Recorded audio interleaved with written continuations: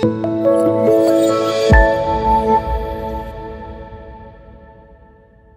morning, boys and girls. Welcome back. How was your Christmas? I hope you had a great Christmas. Boys and girls, the story doesn't stop there, though. Last week we read in Luke chapter 2 about the baby. Yeah, Peter got to enjoy holding the baby for a while. Boys and girls, and we talked about the shepherds, and we talked about Mary, and we talked about the angels. Well, this week we're going to talk about another group of people. Besides the shepherds who were told by the angels, we have the Magi who came by following a star. Boys and girls, they did not come to the stable. They did not come to see Jesus when he was a baby. He would have been back home at this point. So that is where we're picking up in Matthew chapter 2. Now when Jesus was born in Bethlehem of Judea in the days of Herod the king, behold, there came wise men from the east to Jerusalem, saying, Where is he that is born King of the Jews? For we have seen his star in the east, and are come to worship him. When Herod the king had heard these things, he was troubled, and all Jerusalem with him. Boys and girls, how did the wise men refer to Jesus? What did they call him? Yeah, in verse 2, they called him the King of the Jews. So they're talking to Herod, who is the current ruling king over the people, and they're like, hey, where's the king who was born? Now, for the wise men, it kind of makes sense. You go to the palace, that's where the next king would be born, right? But boys and girls, where was Jesus born? Yeah, he was born in a stable, right, with the animals. Not somewhere fancy. Well, Herod starts to get nervous. He's like, wait, king? A king was born? I don't know about a king was born. What do you mean a king was born? And he's getting worried, and the people are getting worried. Like, yeah, what's going to happen? Verse number 4, and when he had gathered all the chief priests and scribes of the people together, he demanded of them where Christ should be born. And they said unto him, In Bethlehem of Judea, for thus it is written by the prophet. So they read, the Old Testament, what's been recorded, and they find out that it was prophesied that Jesus would be born in Bethlehem. Verse number 5, and they said unto him, In Bethlehem of Judea, for thus it is written by the prophet, And thou, Bethlehem, in the land of Judah, art not the least among the princes of Judah? For out of thee shall come a governor that shall rule my people Israel. Then Herod, when he had privily called the wise men, inquired of them diligently what time the star appeared. He's like, okay, we now know, we've read in the prophets, we know that this Messiah or this king is supposed to come, but how long ago did that star appear? Like, how old is this baby, or is this still a baby? And he asked them, when did the star appear? Verse number 8. And he sent them to Bethlehem and said, Go and search diligently for the young child.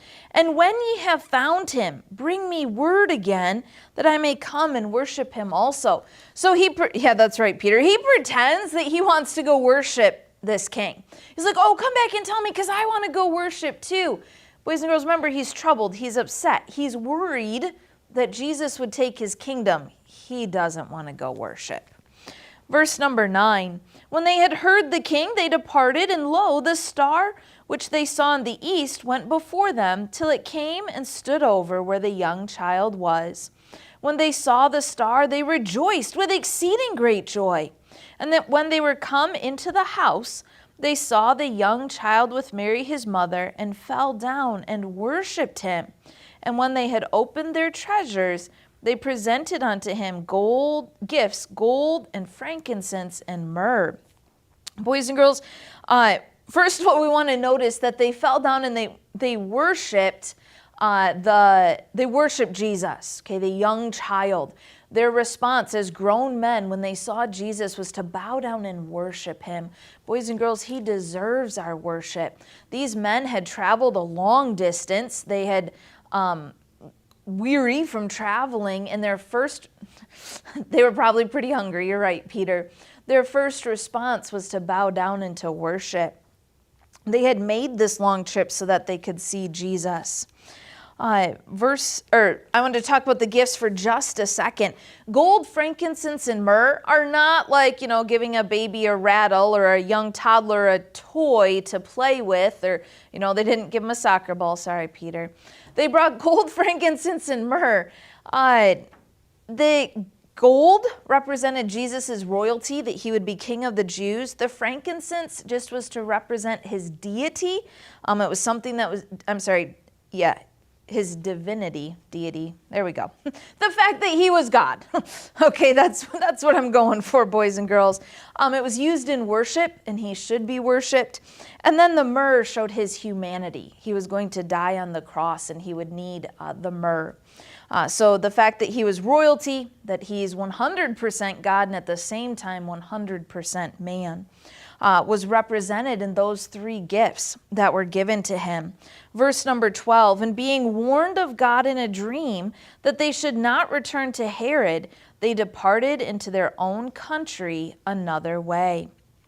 So Herod is not happy, as we mentioned, about a king being born. And God, in a dream, tells the wise men, you should not go back the way you came. You should not tell Herod where Jesus is. And if you read on further, and we're going to get to that another week, not next week, but we're almost through our Old Testament study. Next week, we're going to talk about the new year coming. But I know, crazy. It will happen this week, Peter, 2025. But we're going to get to the New Testament soon, boys and girls, and we'll study this more in detail. But we're going to find out that Herod is so angry, he wants to kill all of the small children 2 years and younger, based on the information that was given to him by the wise men as far as when the star appeared. He wanted every baby boy from baby to 2 years old to be killed because he was so worried that someone would take over his kingdom. So boys and girls, last week we learned from Mary about pondering in her heart. We learned from the shepherds about worshiping and telling other people about Jesus. We learned from the angels about worshiping as well. This week from the Magi, we learn again that they bowed down and they worshiped God. Boys and girls, when we say that, you and I don't bow down, but what do we do? What do we do to worship God? We come to church, we read our Bible, we sing, we pray. Those are all forms of worshiping God, although we're not bowing down to him in the physical sense, but often we bow our heads when we pray in humility, and I always remind my students it helps them keep their focus on what we're doing.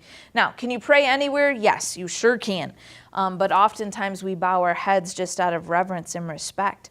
The Magi traveled a great distance. Getting to see Jesus was worth a lot to them. They were willing to pay the price. And they obeyed God, boys and girls.